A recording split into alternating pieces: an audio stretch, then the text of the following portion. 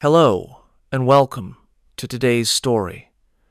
My name is Philip, and I like to dive deep into scary Asian stories and cover them in my videos. If you have an interesting story you want me to cover, let me know in the comments. I always read all comments. For now, let's get into today's story, where we have a few terrifying tales to share. And one of them is a story that begins not in the remote countryside, but right in the heart of Tokyo. On the surface, it seemed like the perfect love story. A man met a woman from Thailand who carried herself with quiet elegance. She was soft-spoken, graceful, and always dressed with an almost old-fashioned modesty. Long sleeves, even in the summer heat. Neighbors thought nothing of it. Perhaps she was simply traditional. Perhaps she was shy. But on their wedding night, something strange happened. Beneath the soft glow of the lanterns, the groom noticed a single dark drop staining the tatami floor. At first he thought it was nothing, a trick of the candlelight. But when he followed the trail with his eyes, he saw it clearly: blood. It ran slowly, steadily, from beneath her sleeves, and when he asked, she only smiled. A smile too calm, too certain. She told him not to worry, but the question lingered. Why did it never stop? And why, beneath her smile, did her eyes seem to hold something far darker than love? The man at the center of this story was a quiet office worker in Tokyo. He lived a routine life, one marked by early trains, long hours in the office, and lonely evenings spent in a small apartment overlooking the gray city skyline. For years, he told himself that this was enough. Stability, simplicity, a life without surprises. But deep down, he carried the same ache that so many do, a longing for something more, a longing for companionship. It was during a company gathering that he first met her.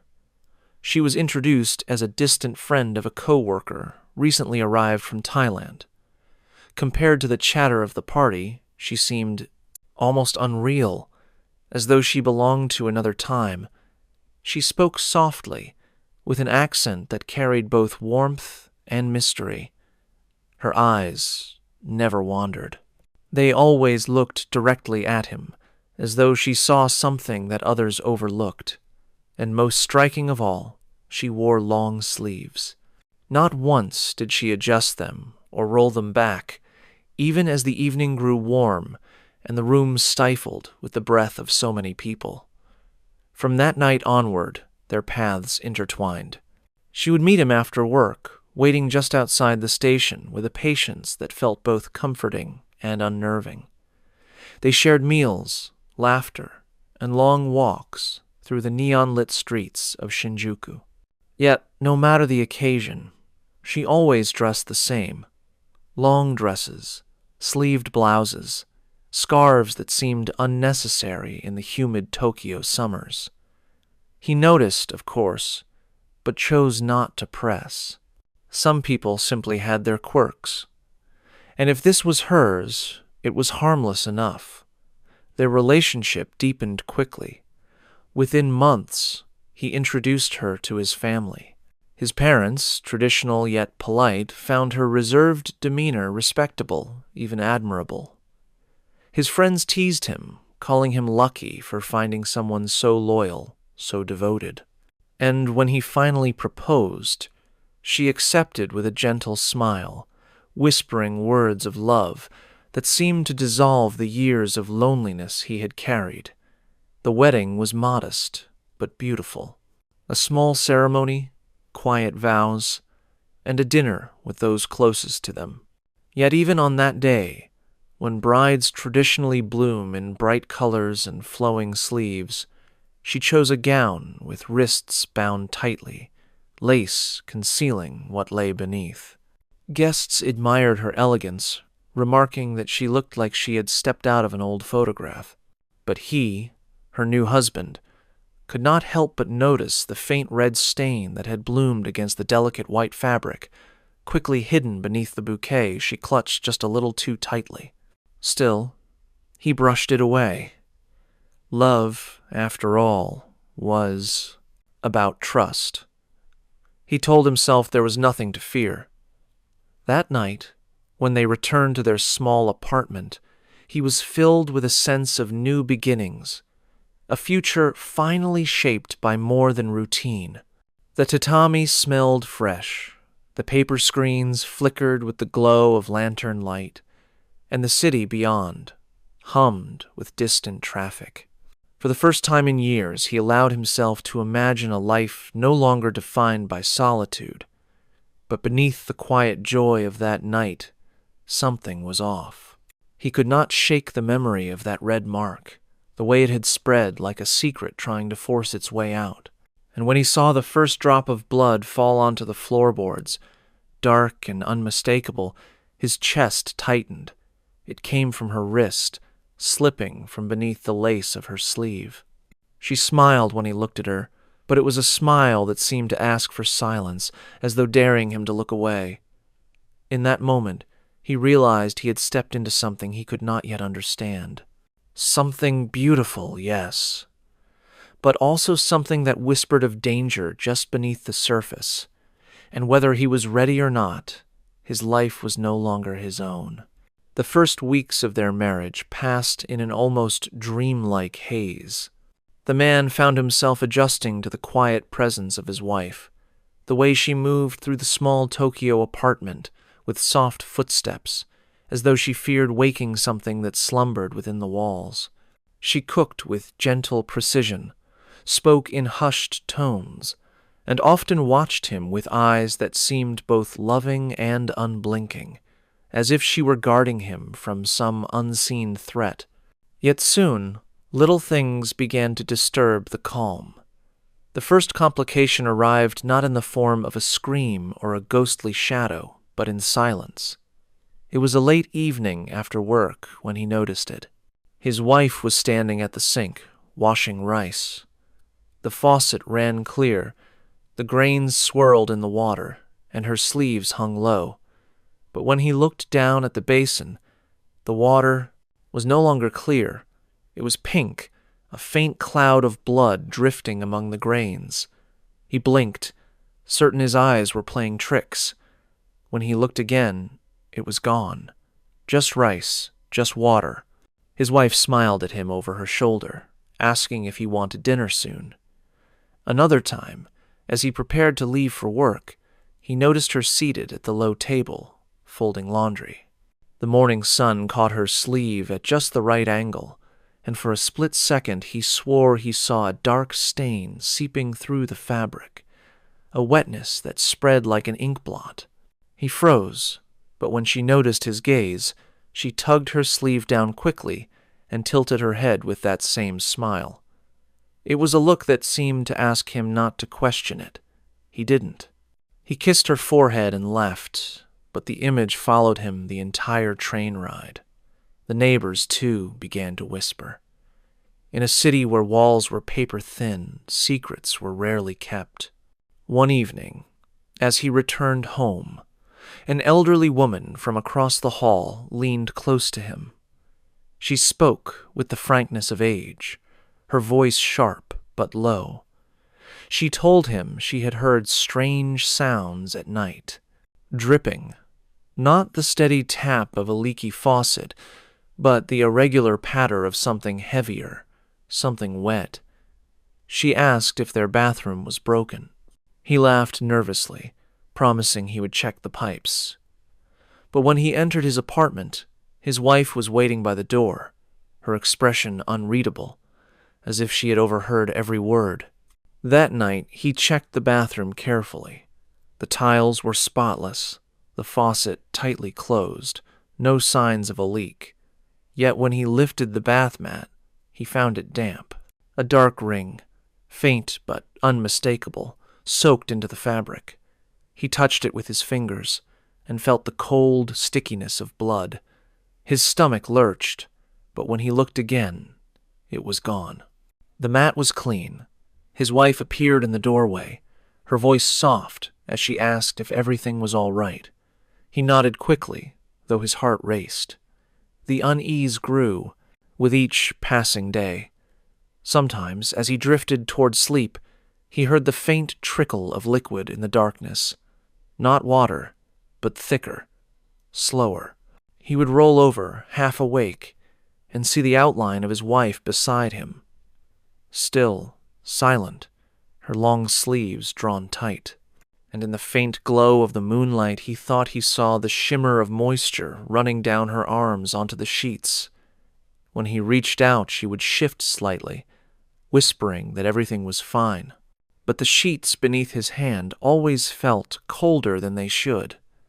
Even in public, there were moments that unsettled him.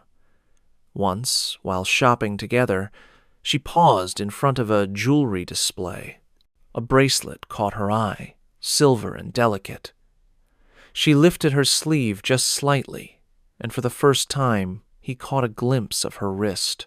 The skin was pale, almost gray, with a faint, jagged line running across it. Before he could look closer, she covered it again, pressing the sleeve back down. She turned to him with that same smile, as though daring him to ask. He stayed silent, but inside, unease grew heavier. The questions circled in his mind, unspoken but constant. Why did she always hide her arms? Why did she never seem alarmed by the stains, the sounds, the whispers of neighbors? And why, no matter how much blood seemed to seep from her, did she never appear weak? One evening, while clearing the table after dinner, he caught sight of something that froze him in place. Beneath the low light of the lamp, a single drop fell from her sleeve. It hit the tatami with a soft sound, spreading into the woven straw. His eyes widened, but instead of rushing to wipe it, she simply looked at it, then at him and smiled. "Don't worry," she whispered. Her voice was calm, almost soothing. It happens sometimes. He wanted to ask. He wanted to demand an explanation, but her tone, her expression silenced him. She spoke not like someone hiding a wound, but like someone carrying a truth too heavy to share. And so he said nothing. He forced himself to believe it was temporary, an illness, a cut that hadn't healed. But deep down he knew this was no ordinary wound. This was something else. Something that did not belong in the world of the living. What unsettled him most was not the blood itself, but her composure. She never panicked. She never sought help. She simply accepted it, as though she had lived with it forever. And the more he thought about it, the more he began to wonder if she truly belonged to this world at all. The strangeness did not fade. If anything, it began to multiply, as though the longer he lived with her, the more cracks in reality began to show. It started with the neighbors again. The elderly woman across the hall had grown bolder since their first conversation. One morning, as the man locked his door for work, she stepped out carrying her garbage bag and blocked his way. Her face was pale, her voice urgent. She whispered that he should be careful, that sometimes, in the dead of night, she had heard his wife's voice speaking to someone who was not there. She swore she heard the cadence of conversation, soft laughter, murmured replies, yet only one voice answered back. The old woman leaned closer, her eyes darting toward his door. "She's not alone," she said. "Even when she looks like she is." He dismissed her with polite thanks, but the words planted themselves deep in his mind. That night he lay awake, listening, and sure enough, in the darkness, he heard it. His wife's soft voice carrying through the paper-thin walls, gentle, affectionate, almost playful. But she wasn't speaking to him. When he turned toward her, she was sitting upright, her face angled toward the corner of the room. Her sleeves slipped slightly, and even in the dim light he could see the glistening trails down her arms, dripping onto the sheets. The next day at work, exhaustion gnawed at him. He confided in a colleague, a friend who had grown up in rural Japan. The friend listened carefully, then lowered his voice. He told him of an old belief. Spirits who die by their own hand often cling to the living, disguising themselves as companions. They hide their wounds, but never fully, and sometimes they choose a partner not out of love, but out of need, out of hunger. The words unsettled him, but he tried to shake them off. Superstitions had no place in modern Tokyo. He told himself his friend was exaggerating, just feeding into his lack of sleep. Yet the next time he returned home, he noticed something impossible to ignore. A faint red smear on the paper of the sliding door, as if someone's hand, slick with blood, had brushed against it. He touched it cautiously, but it left no mark on his skin. It was as though the stain belonged to the paper alone. Days later, another layer of tension revealed itself. He was returning from the grocery store when he ran into the landlord in the hallway. The landlord, usually a stoic man, looked uneasy as he spoke. He asked if everything was all right in the apartment. There had been complaints, he explained. Strange smells. Iron in the air, sharp and metallic. Tenants said it was strongest near his unit. The landlord offered to send maintenance to check for plumbing issues, but the husband quickly declined, knowing what they might find or fail to find. That night, as if to confirm the suspicions of everyone around them, he woke to the sound of dripping again, but this time it was louder, steady, relentless. He lit the lamp and saw it clearly, a pool spreading across the tatami, soaking into the straw. His wife stood in the middle of it, her sleeves drenched, her wrists uncovered. The skin was torn open, deep and jagged, the wounds fresh yet impossibly old. Blood poured, but she remained standing, calm, her smile steady. He shouted her name, demanded she stop, begged her to let him help. But she only tilted her head and said softly, "This is nothing new." Her eyes gleamed, and the words struck him like a warning, though he could not understand their meaning. From then on, he began to notice more subtle, terrifying signs that the world he thought he knew was unraveling. Objects shifted when his back was turned.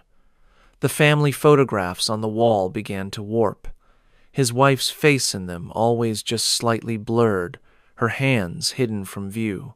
Once, when he touched her arm in daylight, his hand came away cold and damp, though she seemed not to notice. The conflict within him grew unbearable. On one hand, he loved her. She had given his lonely life purpose.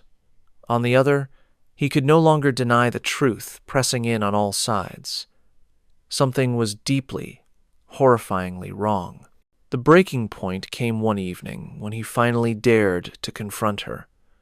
He asked directly why she always wore long sleeves, why the blood never seemed to end. For a moment, her smile faltered. Her voice lowered. She said simply, "Because I promised to stay, and promises must be kept."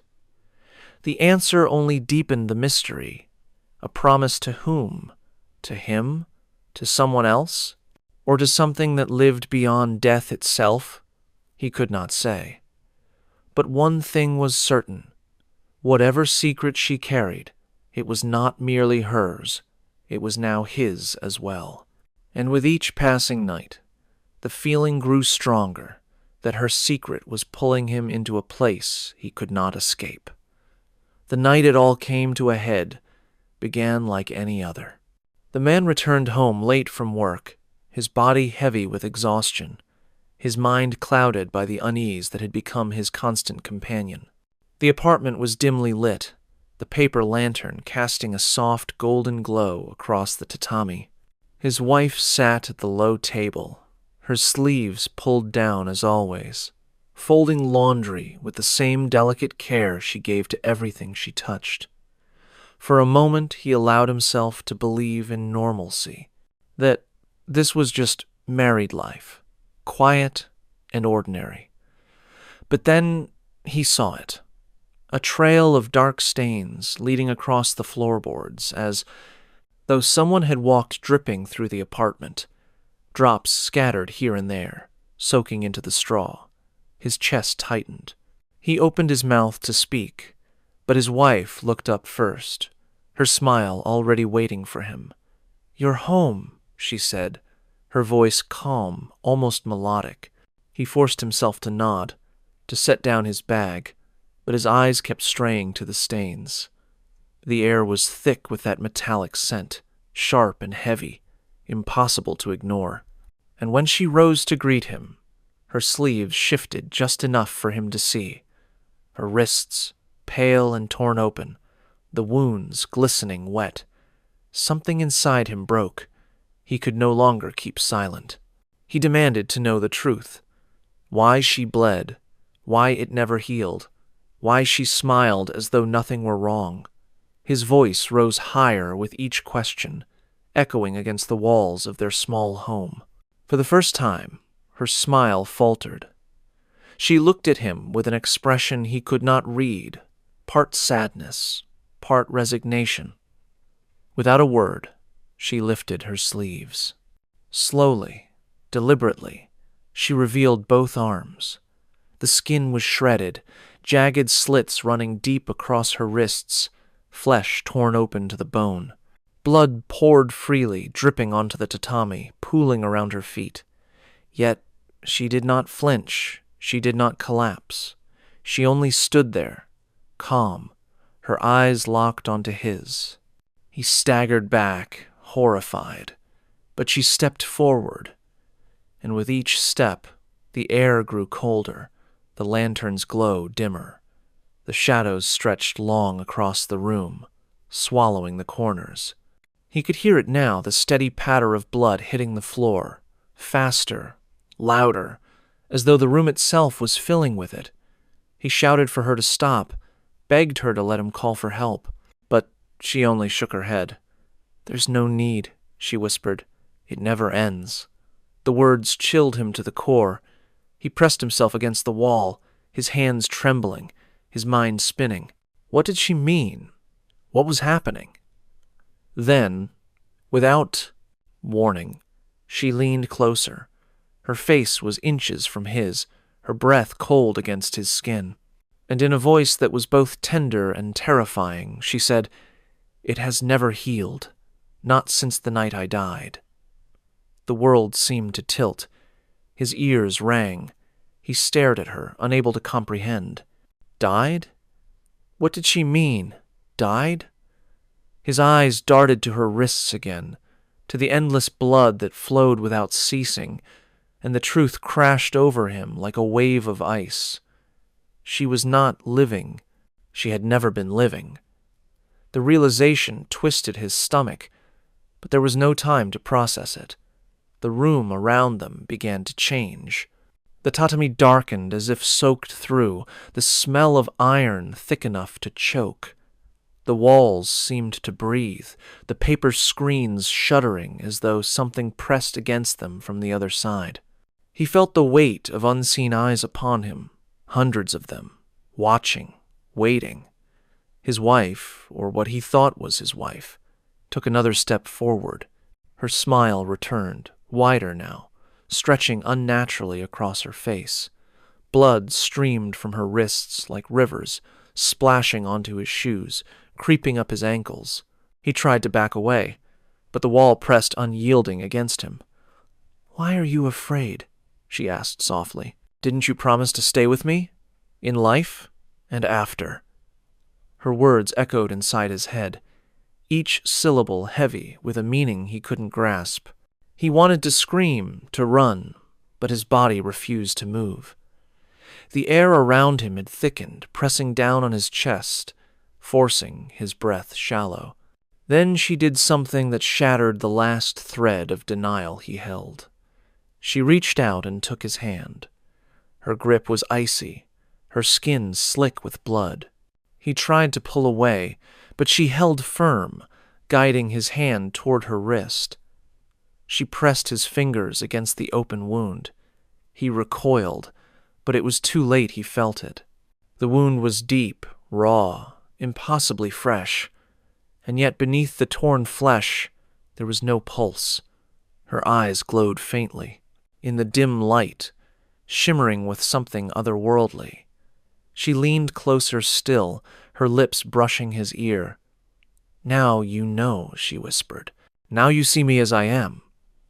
In that moment, every strange event, every whispered warning, every unexplained drop of blood fell into place.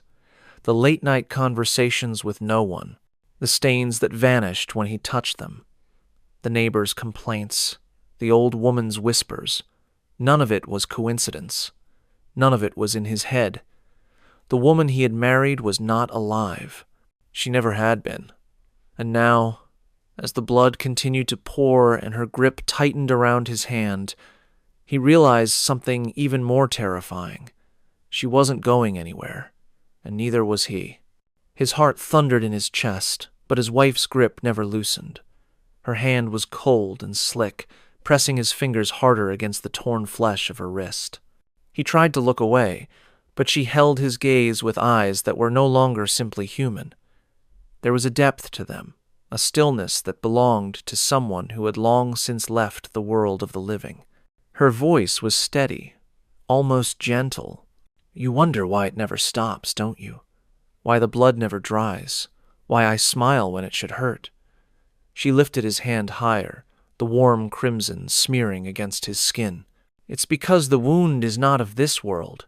It belongs to the night I left it behind."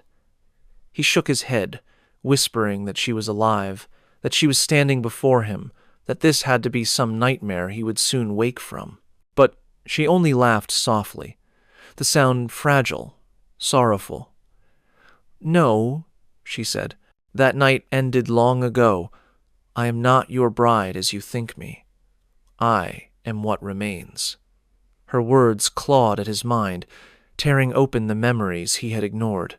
The lace of her wedding dress, faintly stained red, the sleeves she never rolled back, the neighbors' whispers of dripping, of voices in the night, the old woman's warning that she was never alone. Every puzzle piece, every unexplained shadow, fell into place. He hadn't married a woman with secrets. He had married a ghost who wore them openly. She released his hand, letting it fall heavy at his side, but the blood clung to his fingers like glue. He staggered back, trying to wipe it against the wall, but the red stain refused to fade. It smeared like paint, leaving streaks across the paper screens. The apartment seemed to close in, the shadows darker, the lantern light weaker. Then she spoke again, her voice lower now, tinged with something that chilled him. "The truth is simple. I died in Thailand, years before we met, by my own hand, and when I crossed the border into your world, I carried this with me." She raised her wrists, showing him the endless streams that poured without end. "A wound that does not heal. A reminder that I belong to death even as I stand here with you." He wanted to deny it. He wanted to scream that she was lying. But the truth was in front of him, undeniable. The wound never clotted, never sealed. Her skin was pale, her presence too cold, and her smile always. Her smile was not the smile of a living woman, but of someone who had already accepted their fate. Tears welled in his eyes as he asked why she had come to him, why she had chosen him out of all the people in Tokyo. Her expression softened, almost tender, and she answered with the kind of honesty that made his stomach twist. "Because you were alone," she whispered. "Because you looked at me and saw love, not fear. Because I wanted to be wanted, even after the grave. You gave me a home when I had none, a name when I had lost mine. And so I stayed. But staying has a price." Her words reframed everything, the late-night conversations with the unseen, the way she never seemed tired, never seemed weak, the stains that vanished when he touched them. She wasn't pretending to be normal. She was simply existing as she was a ghost, anchored by a promise, clinging to him for warmth she could never truly feel. His breath came fast, shallow. He asked what the price was, his voice trembling. She stepped closer, the pool of blood widening around her bare feet. "The price is you," she said softly. "The longer you stay with me, the more this becomes yours. My wound, my curse, my silence. You will carry it too, until the day you understand what it means to bleed without end." The apartment was silent, except for the steady dripping. He felt the truth settle heavy in his bones. He thought back to the beginning, when he first met her in the warmth of the party. The way her eyes had locked onto his, too steady, too certain. It hadn't been chance. It had been choice. She had chosen him because she needed him. He looked at her, really looked at her, and for the first time, the beauty that had drawn him in felt like a mask. Behind the delicate features, behind the calm smile, was an emptiness that stretched into eternity. His mind screamed at him to run, but his heart twisted with something crueler: pity, love, fear, all tangled together. He had longed for companionship, and she had given it to him. But what kind of companion had he accepted? She leaned close again, her lips brushing his ear, her words sealing the truth he could no longer deny. "You are mine now," she whispered. "Alive or dead, it makes no difference.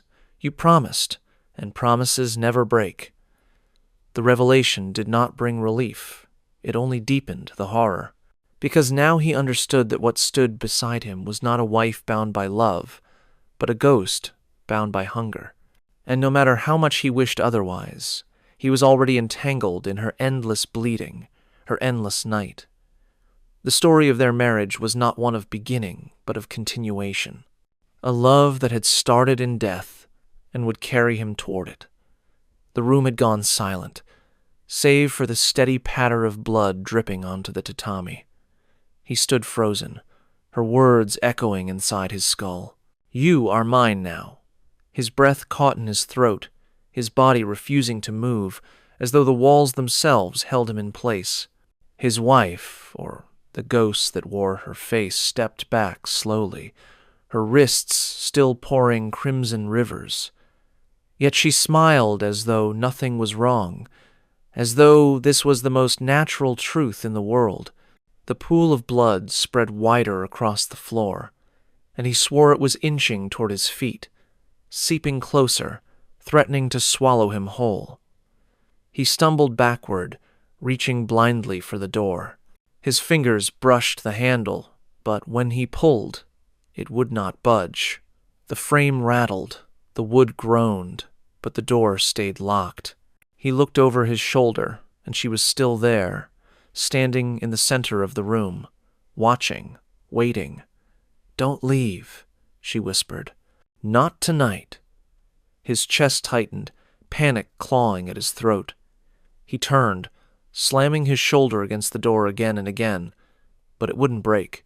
The lantern flickered, the shadows grew long, and for one terrifying moment, he thought he saw another shape standing just behind her, something darker, faceless, feeding off the endless stream that poured from her arms. He blinked, and it was gone. Only his wife remained, smiling, as though daring him to keep fighting. Finally, the door gave way with a violent crack. He stumbled into the hallway, gasping for air, the metallic scent clinging to his lungs. Behind him, the apartment was silent. No sound of dripping, no voice calling his name, only silence. But when he looked down at his hands, his stomach dropped. They were still smeared with her blood, warm, fresh, refusing to fade. And as he staggered down the hallway, desperate to escape, one question gnawed at him like teeth in the dark. Had he truly left her behind? Or had she already followed him, bound to him forever by a promise he could never break? But of course, the story of the Thai bride is not the only tale of love that hides something far darker. Across Asia, there are countless whispers of marriages that look perfect on the surface, yet conceal horrors too terrible to imagine. From Bangkok to Beijing, from quiet villages to bustling cities, people speak of wives who carry secrets from beyond the grave. Some bleed endlessly, bound to the night they died. Others hunger, feeding on offerings not meant for the living. And tonight, we move from Tokyo's silent tatami rooms to the crowded streets of Guangzhou, where another man thought he had found love. Instead, what he brought into his home was something far older, far hungrier, and far more terrifying. One story done, and one to go. I hope you liked the stories so far. When I make these long videos, there are nights where I stay up really late working on them. Tomorrow, I will be uploading another video. If you don't want to miss it, just subscribe. It's free, haha. The man at the center of this story was a middle-aged school teacher living in Guangzhou. His life had always been one of discipline and order early mornings, filled with the echo of chalk against blackboards, afternoons spent grading essays, and evenings alone in a small apartment overlooking the busy streets below. He was respected by his students, polite to his colleagues, but outside the classroom he carried an air of quiet loneliness. His neighbors often saw him dining alone at street stalls, his gaze fixed on the crowd as though searching for something just out of reach. That was when he met her. She was introduced to him through a distant relative, a quiet woman with delicate features and a manner that was both reserved and oddly timeless. While others laughed and filled silences with small talk, she spoke only when necessary. Yet when her dark eyes locked onto his, he felt something stir inside him, an invitation, a promise of companionship he had long given up on. Their courtship was short, almost unnaturally so. She agreed to marry him within months, her only request being that they keep the ceremony simple. On the day of their wedding, she dressed in red silk, her movements precise, her gaze unwavering. Family and neighbors celebrated with food and laughter, but whispers followed her through the crowd. She ate nothing, drank nothing, and slipped away from the festivities early, claiming she was tired. He brushed it off, telling himself that some women were simply shy. After the wedding, she moved into his apartment. Life seemed steady at first. She kept the home immaculate, lit incense in the evenings, and greeted him at the door when he returned from teaching. Yet there was one habit she insisted upon, and it struck him as peculiar. Each night, before they slept, she arranged offerings at the small altar in their home. Plates of food, rice, pork, fruit, sometimes even raw fish placed carefully beneath flickering sticks of incense. When he asked why, she only smiled faintly and said, "Because promises must be kept." He thought perhaps it was a tradition from her family, some old belief she still held dear. He was not a superstitious man, but he indulged her, buying the offerings on his way home. It was, after all, a small price to pay for peace. Still, the apartment carried a mood he could not shake. At night, when the streets outside grew quiet, he often woke to the faint sound of chewing. Not the rhythmic crunch of someone eating normally, but something slower, wetter, accompanied by low breaths that rasped through the silence. When he rose to investigate, he always found her lying beside him, eyes closed, her skin pale as moonlight. The unease deepened when he once forgot to bring food home. That night she was different. Her face drained of color, her lips nearly blue, and her eyes seemed sunken, shadowed by darkness that made her look almost skeletal. She said nothing, only turned away from him, her breath shallow and ragged. Alarmed, he rushed back into the night to buy offerings. When he returned, She recovered almost instantly, her skin regaining its color, her lips curling into that faint smile. It unsettled him, but he told himself it was coincidence. Perhaps she had fallen ill. Perhaps her devotion to ritual was stronger than he understood. And yet, deep in his chest, a knot of dread began to form. Something about her dependence on those offerings was unnatural, as though the food did not feed her body, but something else entirely. He wanted to believe he had simply married a traditional woman with unusual customs. But as the nights stretched on, and the sounds in the dark grew harder to ignore, he began to wonder if what he had brought into his home was not a wife at all, but something far older, far hungrier, and far more dangerous. The first real complication came quietly, slipping into his life in a way that was almost easy to ignore at first. The teacher had grown accustomed to his wife's nightly ritual of offerings, though he never fully understood it. Each evening she prepared the altar with care, arranging bowls of rice, fruit, and meat with meticulous precision. Incense smoke curled into the air, carrying with it a sweetness that lingered long after the flames died out. He thought of it as a harmless tradition, a cultural habit he had married into, nothing more. But one night, after an exhausting day at the school, he forgot. He came home late, his bag heavy with graded papers, his mind fogged with fatigue. His wife met him at the door as usual, but her smile seemed strained. Her skin was pale, her lips drawn tight, as if holding back words she could not speak. He apologized distractedly, promising to make the offering tomorrow.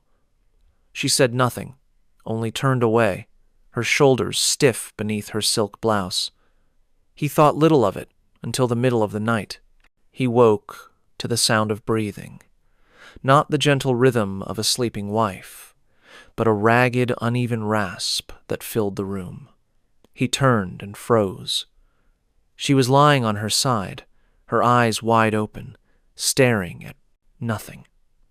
Her chest rose and fell in sharp, shallow bursts, and her skin looked so pale it almost glowed in the moonlight. Her lips were cracked, and her eyes seemed sunken deep into her skull, framed by shadows that made her look more corpse than living woman. He whispered her name, shaking her shoulder lightly. She blinked, slowly, her eyes rolling toward him with a heaviness that chilled him. "You forgot," she said softly, her voice brittle, hollow. "You forgot to feed me." The words clawed at his spine. He stammered an apology, fumbling to rise from the futon. He rushed into the kitchen, heart racing, hands shaking as he placed rice in a bowl and lit a stick of incense. When he set it at the altar, the air shifted. The heaviness lifted, and when he returned to the bedroom, she was sitting upright, her face already regaining its color. She smiled faintly, as though nothing had happened, and lay back down beside him. He tried to convince himself it was a trick of exhaustion, a bad dream bleeding into reality. But the next day, as he replayed her words in his mind, the unease deepened. It hadn't been a dream.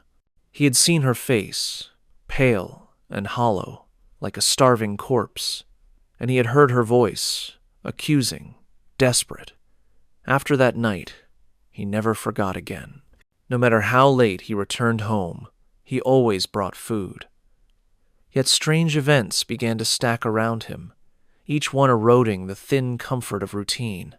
One evening, as he walked through the market, a butcher stopped him. The man looked at him oddly, commenting that his wife had been coming by earlier in the day, asking specifically for raw cuts of pork and beef. The teacher frowned, confused. His wife rarely left the apartment, and she had never mentioned going to the market. He laughed nervously, telling the butcher he must be mistaken. But the man insisted. She was quiet, yes, he said. But her eyes were hungry. I won't forget them. When he returned home and asked her about it, she only smiled. People talk too much, she said, brushing the question away. But something in the way she avoided his gaze unsettled him deeply. Another time, the elderly neighbor who lived downstairs stopped him in the stairwell. She warned him in a hushed tone, saying she had seen his wife crouched by the altar late at night, eating the offerings instead of leaving them. Not just eating, the old woman whispered, eyes wide, devouring, like she hadn't eaten in years. The teacher tried to laugh it off, but the neighbor grabbed his wrist with surprising strength. "Be careful," she said. "She is not what you think." That night he stayed awake, pretending to sleep beside his wife. Hours passed, the silence thick, until he finally heard it, the soft shuffle of feet against the floor, the faint creak of the altar table. He opened his eyes just slightly, careful not to move. There she was, kneeling before the altar, her back curved unnaturally, her hands trembling as she lifted food to her mouth. The sounds that followed were not the polite chewing of a meal, but wet, ravenous tearing. His stomach tightened as he watched her devour a piece of meat raw, her teeth flashing in the dim light. For a moment he thought he saw them darkened, jagged, like the teeth of some beast. He shut his eyes tightly, feigning sleep, his heart pounding in his chest. When she returned to lie beside him, her breath was thick with the metallic tang of blood. The next morning she was as calm as ever, serving him breakfast as though nothing had happened. She spoke gently, asked about his day, even laughed at one of his jokes, but the memory of her crouched at the altar, tearing at raw flesh with blackened teeth, seared itself into his mind. It was then he realized that her nightly offerings were not a tradition. They were a necessity. And the question that haunted him most was not whether she was hiding something from him, but how long she could keep it hidden before her hunger demanded more. The unease inside the teacher's apartment began to grow heavier with each passing night, like a weight pressing on his chest. The offerings had become a ritual he dared not interrupt, but even when he brought food faithfully, he noticed her hunger deepening. The bowls of rice and fruit were never enough. Sometimes he awoke in the morning to find the altar stripped bare, not a grain of rice left behind. And when he asked her about it, she only smiled faintly and said, "You promised to feed me." It was around this time that a second strange event occurred. One afternoon, he stayed late at school grading papers. By the time he returned home, the streets of Guangzhou were already quiet, the night market closing down, the smell of fried noodles and roasted chestnuts drifting faintly through the alleys. When he entered the apartment, he noticed something unusual. The kitchen door was closed. Normally, his wife left it open while she cooked, but tonight it was shut tight, and behind it came the unmistakable sound of chewing. Slow, deliberate, wet. He called her name softly. The sound stopped. For a moment, the silence was so heavy it seemed to crush the air. Then the door creaked open, and she stepped out, her lips red and glistening, her eyes brighter than usual. She smiled, as though nothing was amiss, and asked if he was hungry. He glanced past her into the kitchen, but the counter was spotless, the cutting board clean. Too clean. As if whatever had been there had been wiped away in haste. The conflicting presence in his life came in the form of his colleague, Mr. Huang, a fellow teacher and an older man steeped in folklore. They often shared tea in the staff room, and one day, unable to hold his unease any longer, the teacher confided in him. He described the offerings, the strange paleness when food was forgotten, the sounds in the night. Mr. Huang listened intently, then leaned forward with a grim expression. "You must be careful," he warned. "In our traditions, there is something called a hungry ghost, spirits of the dead who cannot find peace. They are bound by hunger that never ends. They feed on offerings, but if those are not enough..." His voice trailed off, and he gave the younger man a look that made his stomach twist. "They feed on what they can find." The teacher tried to laugh it off, to frame it as an old superstition, but Huang's eyes remained sharp, unwavering. "If she truly is what I fear, then remember this: they do not choose out of love. They choose out of need."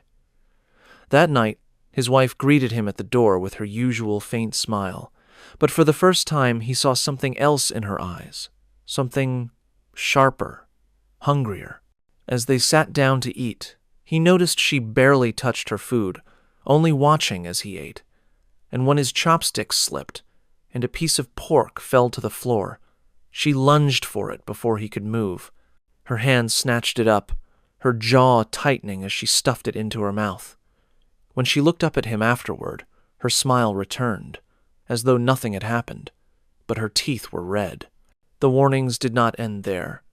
A few days later, the elderly neighbor stopped him again in the stairwell. Her face was pale, her eyes frightened. She whispered that she had seen his wife crouched outside their door in the middle of the night, gnawing on something she held in her hands. When the neighbor called out to her, she turned, and the old woman swore her jaw had stretched unnaturally wide, teeth blackened, glistening with blood. "That is not a woman," she hissed, gripping his arm with trembling fingers. "That is a ghost wearing a woman's skin." The teacher returned home that night with his chest tight, dread clawing at his ribs. He entered quietly, his heart pounding, and found her kneeling at the altar, arranging fresh offerings. The flickering light of the incense caught her face at an angle that made her look almost skeletal, her cheekbones sharp, her eyes shadowed. She turned slowly, smiling at him as if she had known he was there all along. "You remembered tonight," she said softly. "That makes me happy." Her words should have comforted him, but instead, they made him feel as though each offering was not appeasement, but survival. Not for her, no, for him. And as he lay awake beside her that night, listening once more to the faint, wet sounds of chewing in the dark, he realized with growing horror that he was no longer afraid of forgetting an offering. He was afraid of what would happen when even offerings were not enough. The breaking point came on a night heavy with rain. The teacher returned home later than usual, his umbrella dripping at the doorway, his shoes soaked from flooded streets. He carried with him a small bundle of food for the altar roast pork, steamed buns, and fruit from the market. But as soon as he stepped inside, he knew something was wrong. The apartment was dark, every lantern extinguished, the air thick with a stench of iron. He called her name, his voice trembling slightly. No answer. He placed the food down on the low table and lit the lantern. The glow revealed faint streaks across the tatami, dark trails leading from the altar toward the kitchen. Drops, smears, and handprints, all red. His heart clenched. He followed the marks cautiously, each step heavier than the last, until he reached the kitchen door. It was closed, but from behind it came a sound that froze him in place. Chewing, wet, savage tearing, punctuated by low, guttural breaths. Not the delicate sound of eating, but something animalistic, desperate. His hand shook as he reached for the door. Slowly, he slid it open, the hinges groaning. What he saw inside shattered whatever illusion of normalcy he had been clinging to. His wife crouched on the kitchen floor, her silk dress stained and torn, her long hair hanging forward in a tangled curtain. Before her lay slabs of raw meat, butcher's cuts he had never bought, spread across the tiles like an offering. She tore at them with blackened teeth, her jaw working violently, strands of flesh hanging from her lips. The sound of it filled the room, the crunch of bone, the squelch of blood. For a moment, she didn't notice him. She devoured with single-minded hunger, her shoulders heaving with each breath. But then, as if sensing his presence, she stopped. Slowly, She lifted her head, her hair parted, and her eyes locked onto his. Her jaw was open far too wide, wider than a human mouth should go. Her cheeks stretched taut, her lips cracked and bleeding as her teeth gleamed black in the lantern light, a grotesque parody of a smile. Blood dripped down her chin, pooling at her collarbone. He staggered back, his hands slamming against the doorframe. His breath caught in his throat, his body screaming at him to run. But her voice reached him before he could move. A whisper, wet and trembling, carrying the weight of something ancient. "You promised to feed me." The words reverberated inside him, more terrifying than the sight of her distorted mouth. Because they were true, he had promised. He had accepted her request for nightly offerings without question, indulged her rituals, brought her food even when he didn't understand why. And now he realized those promises weren't tradition. They were sustenance. They were survival. He tried to speak, to beg her to stop, but his words tangled in his throat. His knees buckled, and he pressed himself against the wall.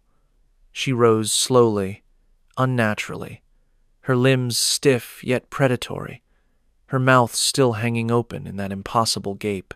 She stepped toward him, each movement deliberate, the blood on her hands trailing down her wrists to drip onto the floor. "You forget sometimes," she said, her voice a hollow echo. "And when you forget, I wither. You don't want me to wither, do you?" He shook his head violently, words spilling out in broken fragments. No, of course not. He would never forget again. He would keep feeding her. Anything to stop the sight before him. Anything to make her mouth close, her eyes soften, her body return to the semblance of the woman he thought he had married. But instead of relief, she laughed.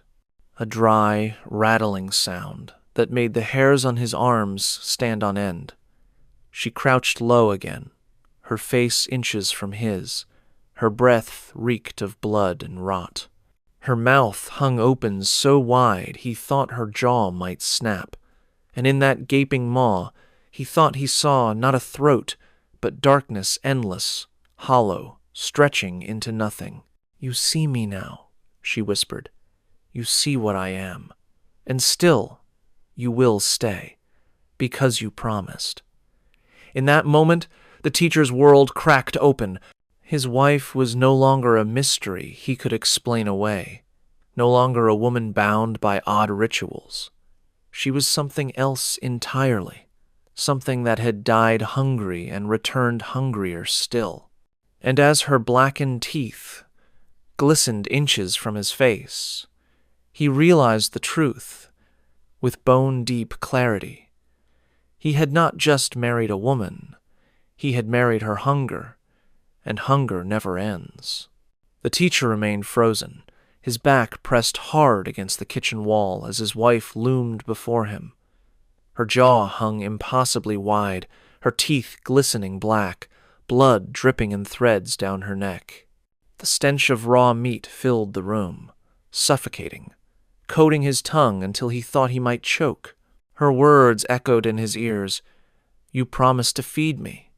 And with each repetition the meaning sharpened like a blade. His mind scrambled, replaying every detail of their marriage, the nightly offerings, her sudden illness when he forgot, the way her skin paled, her eyes sank, and then recovered only after food was placed at the altar. At the time he thought it was tradition, a superstition he had agreed to indulge. But now, staring into her hollow, bottomless mouth, he understood. It had never been ritual. It had been survival.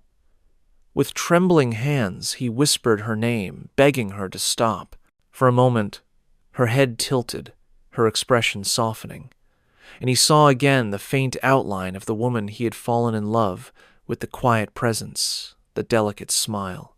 She reached out, her fingers brushing his cheek, but her touch was cold, damp, leaving a smear of red on his skin. "You are frightened," she said softly, "but you should not be. This is what I am, what I have always been, Her words reframed everything. Their rushed marriage, the way she never ate at their wedding feast, the way neighbors whispered of her crouching at the altar, devouring offerings meant for the dead. She had not been hiding her nature. She had been feeding it, sustaining it. And he, blind with loneliness, had given her the chance. She stepped back slightly, her jaw finally closing with an audible crack. Her face shifted, softening into the familiar mask of beauty he knew so well. Her smile was faint, almost sorrowful. In Guangzhou, we have always fed the hungry dead.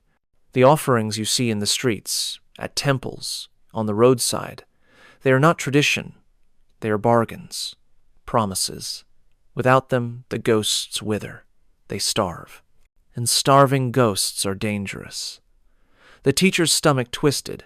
He thought of the countless small altars scattered through the city, the incense burning at doorways, the bowls of rice left on sidewalks. He had walked past them all his life, dismissing them as superstition. Now he realized they were not simply gestures of respect. They were appeasements, sustenance for things that lingered. His wife's voice dropped lower, almost tender. When I died, there was no one to feed me. I wandered, always hungry, always hollow, until I found you. You looked at me and saw, not fear, but love. You gave me a place, a promise, and I took it. The words sank into him like ice. He had not been chosen because of fate or chance or romance. He had been chosen because he was willing. Because his loneliness made him pliable, easy to bind with a promise he did not understand. His knees weakened, and he sank to the floor, clutching the edge of the counter for support. "Why me?" he whispered, his voice cracking. Her eyes softened, but her smile remained sharp. "Because you would not turn me away. Others would have run. You stayed, and now you cannot leave." The realization reframed his entire life with her. He remembered the butcher swearing she had come for raw cuts, her eyes too hungry to forget. The neighbor's trembling voice describing her jaw unhinged, her teeth red with blood. He remembered the first time she whispered, "You forgot to feed me," her body pale and corpse-like. None of it had been madness or exhaustion or gossip. It had been truth, pieces of the same terrible puzzle he had ignored until it was too late. His wife crouched before him again, her hands resting gently on his knees. Her smile was almost loving, but her words were carved from dread. "Do not fear.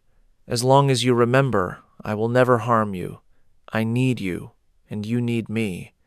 Without me, you are alone. And without you, I starve." He wanted to scream, to run, to tear open the door and flee into the night. But her eyes pinned him in place, shimmering with the weight of eternity. She was not threatening him with violence. She was binding him with truth. The truth that their lives, his and hers, were now one. In the silence that followed, he heard the faint drip of blood hitting the tiles, the last remnants of the meat she had devoured moments earlier. The sound seemed to echo the rhythm of his heartbeat, a reminder of the choice he had never truly made. He realized then that his marriage was not a union of love, but a pact written not in vows, but in offerings. A contract sealed not with rings, but with hunger. And though he longed for escape, he understood with horrifying clarity, promises made to the dead cannot be broken. The lantern light flickered weakly in the kitchen, shadows bending unnaturally along the walls. The teacher sat frozen, his wife crouched before him, her pale fingers still stained with blood. Her words echoed in his head. Promises made to the dead cannot be broken. He wanted to run, but his legs refused. She leaned closer, her smile faint, her voice low and cold.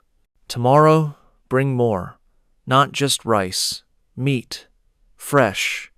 I grow hungrier now." He nodded without thinking, his body moving before his mind could catch up. Anything to make her stop looking at him with those hollow eyes. Anything to keep her jaw from splitting wide again. She kissed his forehead softly, leaving a smear of red across his skin. Then she rose and slipped back toward the altar, her steps leaving faint stains along the tatami. The teacher stumbled out of the kitchen, his chest heaving, his palms slick with sweat. He collapsed against the wall, staring at his trembling hands. The blood she had smeared on him was still there, wet, warm, refusing to fade. He wiped frantically at his skin, but the red only spread, streaking his arms, his clothes. The harder he tried, the deeper it seemed to sink, as though it had already seeped beneath the surface. From the kitchen came the faint sound of chewing again, slow, wet, endless. He pressed his palms over his ears, but it made no difference. The sound was inside him now, gnawing, reminding him of the promise he had made without knowing. And then, just as his vision blurred with panic, he heard her whisper from the darkness, calm and certain. "You will feed me forever." The apartment fell silent, but the teacher's heart told him the truth. The offerings would never be enough. Not for her, not for the hunger. And no matter how much he gave, he could never be sure whether one night, when the bowls ran empty, she would turn to him instead. I hope you enjoyed these stories. Tomorrow, we will be uploading another terrifying story about. Feel free to subscribe and put on your notifications to never miss another scary video. I upload almost every day. Wish you all the best.